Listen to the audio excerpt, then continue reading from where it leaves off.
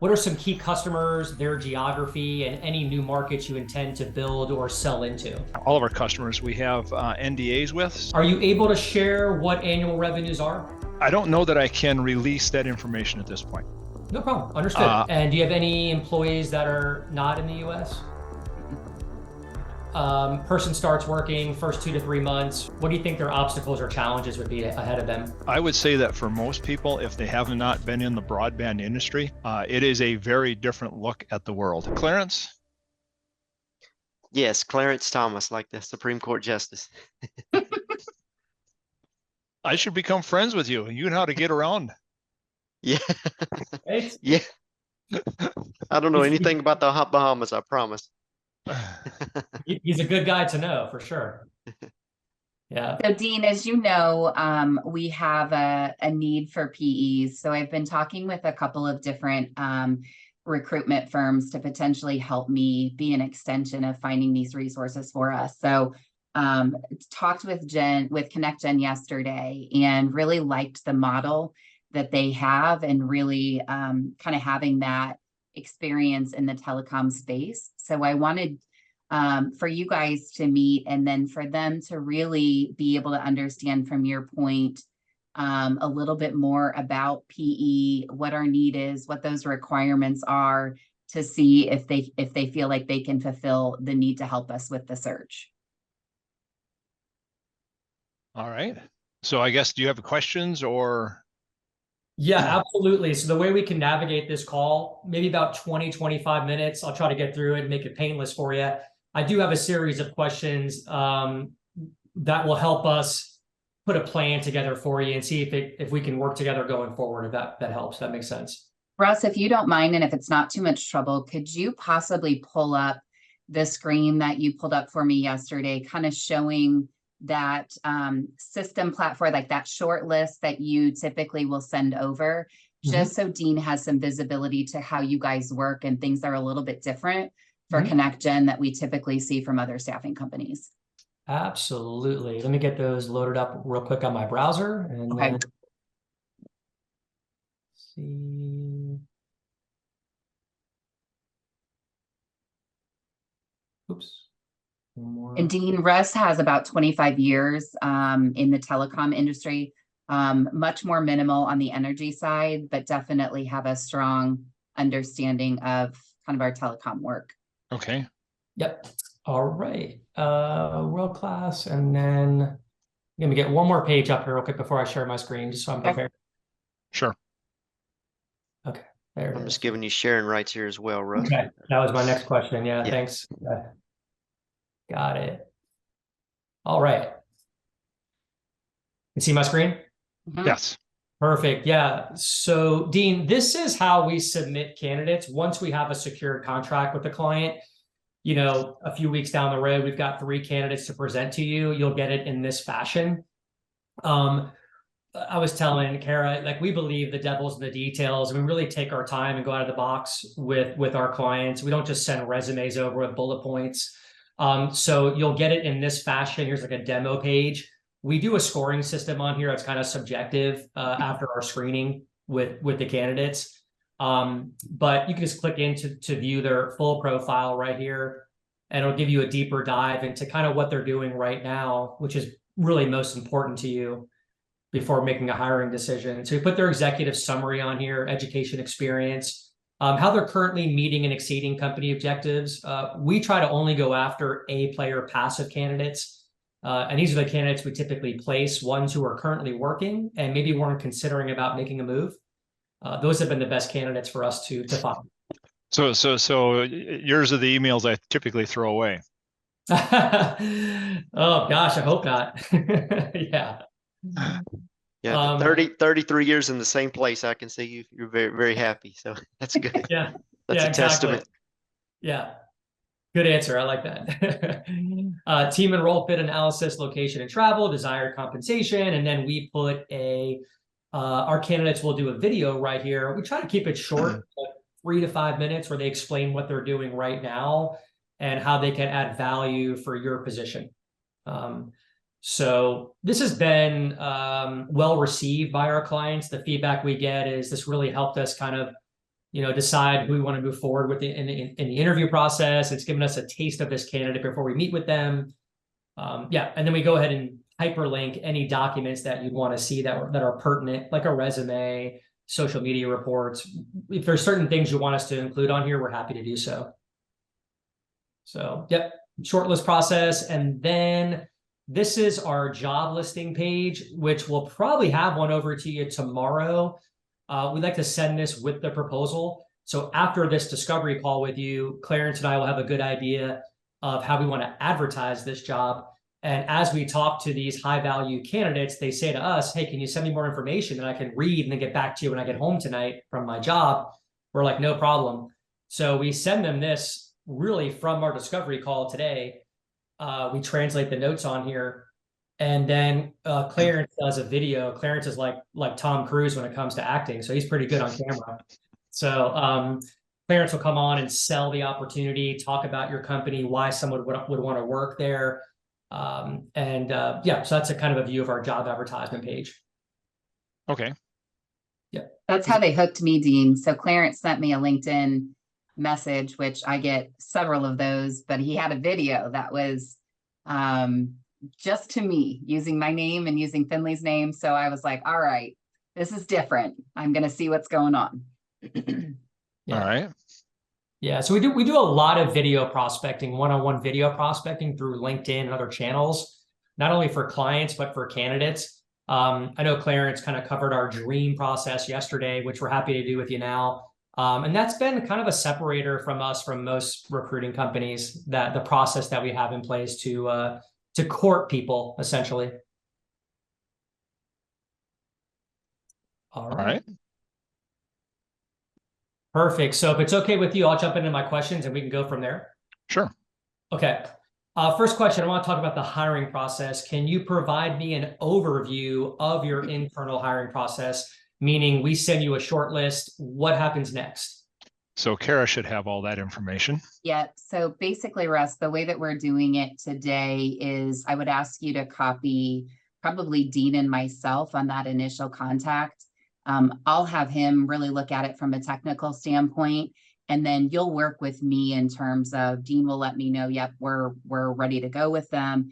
And then depending on how you guys want to work, either I can let you know, yep, we're ready to move forward, and you can reach out and help me coordinate that interview with the candidate, or I can reach out to them directly, whichever kind of works best with your process. And then really going through the interview process. And then that's where I really want to take it over from there, because I think it's really important for us to develop that relationship with the candidate in case we do make an offer. So I would be the one making the offer, kind of going through the onboarding with them so that they really feel like they're becoming a part of Finley through that process. Awesome. What have you seen from a time perspective from submittal to hire on your side? Time frame. Yeah, it depends. It depends on the hiring manager and their availability. I would say probably within 4 weeks. Gotcha. And do you feel like when we submit a short list that you could tee up the interview pretty quickly at least? Mm-hmm. Okay. Yeah, for sure. I think in this case, though, it would be something that I would just need to work with Dean to make sure that he's got the availability to review the candidates. Well, and I would think that Ben or Chris would also be on that list to both review first pass and then an actual in-person review. Yeah, Chris is on baby watch right now, so I'm trying not to depend on him too much. But yeah, certainly can pull in a Ben or a Dan Carter for sure. Yep. Or even Larry. Awesome. Okay. Wanted to kind of dive into your current market position. If there's some information that's sensitive, we respect that. You don't have to offer it, but these answers help us in selling the opportunity to these A-player candidates, because they're gonna have questions about the financial stability of your company, why they should make this move. So the first question would be, can you talk about your current market position? Meaning, have you guys experienced revenue growth over the past maybe 2 or 3 years? Sure. So we'll break the markets out into 2 pieces, one of which is the broadband rather than telecom. And that's really the term we want to use. A lot of people, I would say that when they get done with the day, they wonder if they've made a difference. And I would say that within our group, within broadband, there is a very high sense of understanding that they have made a difference for people with bringing broadband to areas that don't have it. So we primarily focus on the small rural ISP providers, but we have worked for companies that are nationally advertised and are very much recognized in as a world-class leader in broadband. So we run the whole gamut. Our market space is growing, and with the advent of funding, it will continue to grow at faster than most people can keep up with. Awesome answer. Dean, just a little bit off topic here. Do you guys work with Vexus Fiber at all out of Texas? Not that I am aware of. That name does not ring a bell. Okay. They're a pretty valued client of ours. We placed 7 network engineers with them in the past year. They're an ISP broadband company. I'd be happy to make a connection for you guys if that would help you at all. Sure. Yep. Awesome. So on the energy side, energy had been somewhat stagnant. However, once again, energy is seeing some significant grant opportunities coming up, and we play primarily in the small municipal, electric cooperative, and small investor owned, although we have worked on some very large projects with some very specialized skills that we have. So that market space is now at the beginning of its growth stage. Okay. Are you able to share what annual revenues are? I don't know that I can release that information at this point. No problem. Understood. I would say, though, that our company has, over the past several years, been growing at a rate of 10 to 14% plus, and our only limitation has been staffing. We are in the process of reorganizing our company to look at a growth of approximately 60 to 70% over the next 5 years. That's all we need to hear. That's perfect. Okay, good. Again, if this is an answer you can't give us, we respect it, but it just helps us with the candidate. So according to the products or services that you supply, what are some key customers, their geography, and any new markets you intend to build or sell into? Most of our customers, all of our customers, we have NDAs with, so it becomes very hard for us to go and list customers. Sure. Like I said, the vast majority of them are small, locally owned cooperatives or single family or family owned groups, and or small, what's the word I want to use? Probably not listed investor owned companies. In other words, they're not listed on US stock exchange. But once again, we work for the top 4 in some aspects or another. Okay, perfect. I know yesterday, Carrie, you told me 260 employees in the US. Give or take, yeah. Give or take. Okay, got that answer. Depends on the day. Perfect. And do you have any employees that are not in the US? We gave up the overseas market. It was too hard to get your money back. So Russ, we do not intend to do any kind of sponsorship. Right. Yep. No, yeah. That never is the case. I totally get that. Yeah, absolutely. Yep. Biggest obstacles and challenges facing this new hire. I guess let me kind of rephrase that. Person starts working first 2 to 3 months. What do you think their obstacles or challenges would be ahead of them? I would say that for most people, if they have not been in the broadband industry, it is a very different look at the world. And unlike the civil world where things are pretty much, I would say, there's been progression, but not the massive progression that has taken place within the technology and concepts within broadband. Gotcha. So, go ahead. I'm sorry. So for them, it's a tremendous learning curve. Most of our engineers without telecom experience or broadband experience, first 6 months probably not billable. Next 6 months they'll be working on tasks, and by about 4 years they'll be responsible. Gotcha. Has your team identified an ideal transferable skill set that's worked out pretty well for broadband? I would say the majority of our engineers have degrees in electrical engineering, several different realms. Obviously, on the utility side for our energy group, there we're going to be very specific in that they have to have degrees in electrical engineering on a power system, not just computer chips and circuit design. That's an industry where if you make a mistake, it can hurt or kill people. So we do have some mechanical engineers that have done well in the electrical side, but they've done a lot of studying to get to that point. And for them, the work is so specialized and so specific that there actually is schools that you can go to learn the skill set. Gotcha. Okay.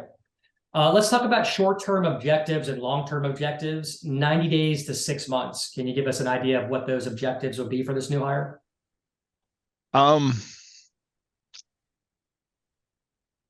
It's going to be totally dependent upon experience coming in. If they've been in the industry before, within 90 days, they would be learning our processes and through that part of the project or the concepts and starting to lead and manage projects of their own. Great. And then longer term, is there a career path for this engineer that they can climb? Yes, we're in the process of redefining that. We're creating a Office of Engineering or Department of Engineering. And so there will be steps to move up through all the way up to if they make the qualifications of Director of Engineering. Okay. And then, as with many people, if they have the skill sets, they can certainly move into other parts within the company, within upper management, and client relations, those types of things. And Russ, I don't know if I mentioned to you yesterday, we're doing a job architecture where we're really looking at those different levels and also to standardize the titles within the organization. So looking at the opportunity to maybe have like a PE level 1, a senior PE, those types of things, maybe have a lead or something like that who's really your subject matter expert. So we haven't defined all that, but we'll have all that in place by the end of the year. Excellent. Really important question here. Can you describe the ideal candidate in terms of education, career path, product services mix, customer types, R&D, anything of importance? Basically, like paint a perfect picture of what this perfect candidate would look like for you. Okay. So starting with a broadband engineer, and actually for any of the engineers that we would look at hiring, they need to be a graduate of an ABET accredited college with an appropriate engineering degree. Now, the interesting thing about broadband is we have people with civil, mechanical. I think we have a structural engineer that has been within our group at one time, plus the electrical engineers.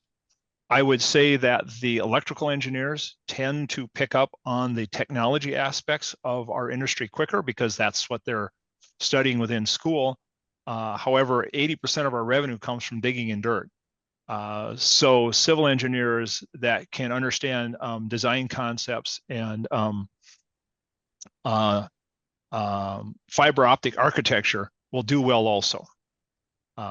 Likewise, I have a new hire that's a mechanical engineer. He's doing great, picking up very quickly. So on the broadband side, the engineering scope can be a lot wider.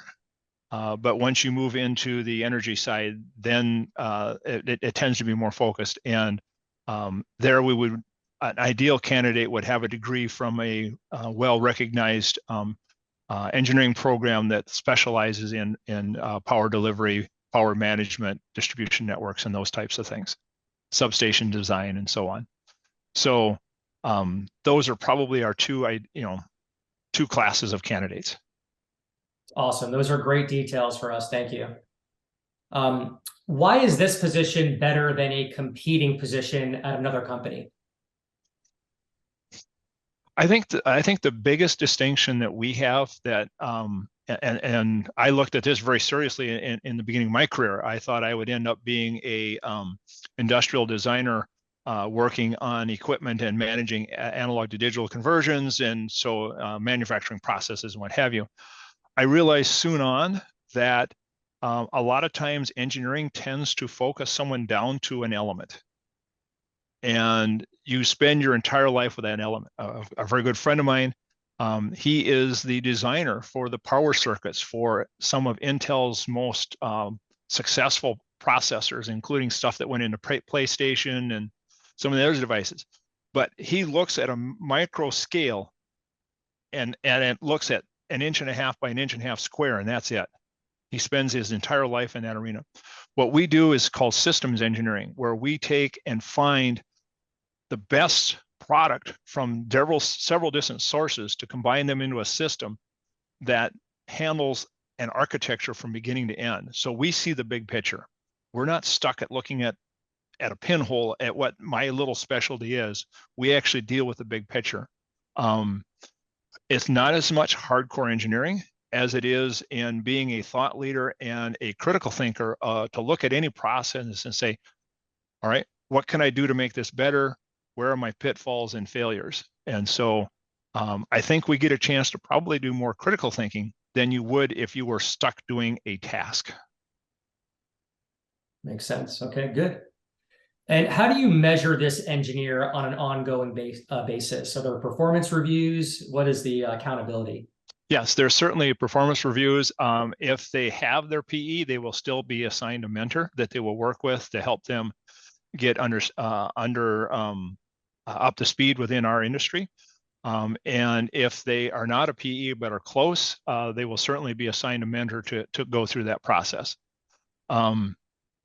I would also say that one of the measures of success is one of my first bosses told me, he says, I know I've been successful when my clients quit calling me and they talk to you instead. Yeah. And So, Russ, I want to be really clear that we are looking for those certified PEs. So at this point, I'm not looking for a pipeline of up and coming. I need those that already have it. Yeah, unless they're really, really, really close. Absolutely. All right, let's kind of dive into compensation. So I want to get an idea of base salary range, breakdown of any bonuses, commissions, equity, stock, etc. Anything around that? Kara, that's yours, I believe. So Dean, I have been giving 90 to 120 as the base salary. Does that fall in line with where you think we should be? Yeah, Okay. on the PE side, that the 90 might be low. Okay. By about 10. Okay. So maybe 1 to 120. Well, or even 130, depending on Okay. skill sets and capabilities. If they can come in doing the job, Okay. that gets a lot easier. Okay. Yeah, we usually do about a 10,000 delta. Like if we find an absolute rock star who wants 140, we're not going to discount that person. We'll still bring it to your attention, let you guys decide. So yeah, we pretty much 10,000 is our measurement mark there. And then they would come with full benefits, Russ, and I have kind of a 1-page document I could send you if that's helpful. Yes, just to kind of show you our overview. Okay. Yeah, any and all like benefit information, company perks, all that stuff is really going to help us with the candidates for sure. Okay. Yeah. And actually, Kara, now that I think about that, I think we do have to break it apart a little bit as to whether they have any experience or a fair amount of experience. With no experience, maybe that 90 is still a realistic entry because, like I said, typically we're not looking for any revenue for the first 6 months. Just the learning curve, the nomenclature is just so much different. Russ, you said you'd been in broadband wireless. Yes. So you can relate to that. Yes.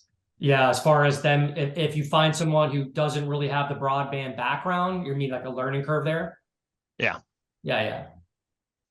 So how is that going to affect their compensation? Is that kind of where you're going with this?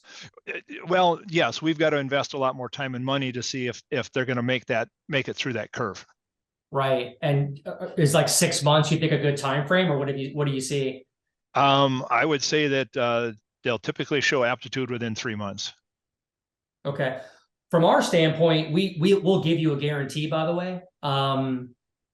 So you're secure there in the event the candidate's not a good fit. But I understand what you're saying. Yeah, I can maybe kind of brainstorm on that and give you some suggestions around that. Okay. Yep. Are you guys offering any bonuses or incentives for the engineers at all? Like, can they participate in a company revenue share or anything like that at the end of the year? Not at this time, Russ, but if we need to do like a sign-on bonus or that kind of thing, let's talk about it. We have done it in unique situations, and this is a critical role for us. So if we need to do something like that, we can certainly discuss it. Awesome. And where do you want these engineers to sit? Where should they be? I have not heard, Kara, if we are looking across the entire footprint of Findlay, or if it's just Chris and I that are looking at the moment. Yeah, let me get back to you, Russ, because I have a spreadsheet that I've been doing some work on. And I'd like to probably share it with Dean and maybe a few others it's a little overwhelming at this point. So I really want to be able to narrow that down to understand where are our hottest spots. Yeah, we practice in about 30 states on a somewhat regular basis, and probably close to 40 on an intermittent basis. You know, I'm nearing retirement in one respect or another. And so, you know, the 10 states I'm licensed in, we are going to need coverage. But for me, I'm a little bit of the odd duck because I'm licensed in Florida, Maine, California, Minnesota, Wisconsin. Yeah, wow, that's spread out. Yeah, no problem. Yeah, so Karen, I would say to start out with, I think, Kara, we can be pretty easy to say that Des Moines to Duluth, Chicago to Omaha box for the upper Midwest. Ideally, Minnesota, Wisconsin, South Dakota. okay. And even more ideally, if we could find someone Minnesota, Wisconsin, or between the two, that would be the ideal first hit, because like I said, I'm the engineer that has the shortest runway left. What's your feeling on relocation packages? Is that a common practice within the company right now? Obviously, yeah, we could do that. Yeah, Yep. Russ, we could do that for sure. So it's open. Okay. Mm-hmm. Yeah, if we find a great candidate who needs that, I'm probably going to want to get a little more details because they're going to ask me. Okay. Yep. Yeah. Okay. I would think the thing to we've decided is a benchmark. We're in a process of reorganization, revitalization, what have you. We're a 70-year-old. Well, we're a 69-year-old company. We're starting our 70th year from founding. And so one of the things that came out loud and clear through all the analysis is that even at 200 plus associates, we still have decided that it is a key goal of ours to maintain the family-like environment that we exist within. Absolutely. And so, you know, we're very keen on making sure we can find the best working arrangement for our staff, be that with flex time, flex location, you know, those types of things. But we have found that once we get an engineer more than about 200 miles from their client base, the cost to move them around becomes exorbitant. Mm-hmm. You know, when you look at a one-day meeting and then 2 days of travel on either side of that meeting, you've now just created a 3-day event, a cost event. Makes sense. Yeah. Okay. Are there any competitors or companies due to partnership agreements or reputation that we should stay away from? Kara, you have a list of our clients. Mm-hmm. The odds of finding, well, I know of several within my clients in Wisconsin that have PEs on staff, but you know, it's not a very common occurrence in our industry for clients to maintain PEs in our discipline. But I'm aware of 3 in Wisconsin. Okay. Yeah. So we want to avoid obviously building a relationship or calling into any of your partners, and so That's why I asked that question, you know. Mhm. Are there any companies, conversely, are there any companies that you would like us to specifically target that maybe you haven't had time to do? I think we better off not knowing. And the reason being is, as a professional engineer, there are ethics issues regarding soliciting engineers from competitors, or engineers from our competitors. So we have avoided, if somebody wanted to come our way, we have not said no, but we do not go and solicit from our competitors for engineering staff. But that doesn't apply to us though, Dean, because we're not PEs, right? You know, What's the loophole here? I would say don't go target, but if someone responds, I wouldn't turn them away, because we're not targeting them directly. It is a public announcement, and if they decide to follow up on it, that's their choice. As compared to, say, calling engineer Samantha and company Samantha Consulting. Gotcha. Well, guys, that's all that I have. Pretty painless, right? So all your answers are very beneficial for us. What we'll do from here is you can expect to receive, I'm going to talk to Clarence today, and everything looks good, the stars align. We will have a proposal over to you by COB tomorrow. Okay. Along with that job advertisement page. Clarence will do a video that you guys can take a look at, critique it, and let us know if it looks great or if we should change some things on there for you. And then, of course, the proposal, any questions you have about it, let us know. We can talk through it. That's kind of how we like to navigate from here. Okay. Sounds good. Any questions for us at all before we break away? Any from you, Dean? No, I think I'm good for the moment. Okay. Excellent. Dean, thank you so much for your time and details here. It really helps us out. And Kara, thanks for giving us the opportunity to meet with both of you today. We do look forward to working with you. Okay, sounds good. I will get this information over to you guys, and I'll look forward to hearing from you by tomorrow.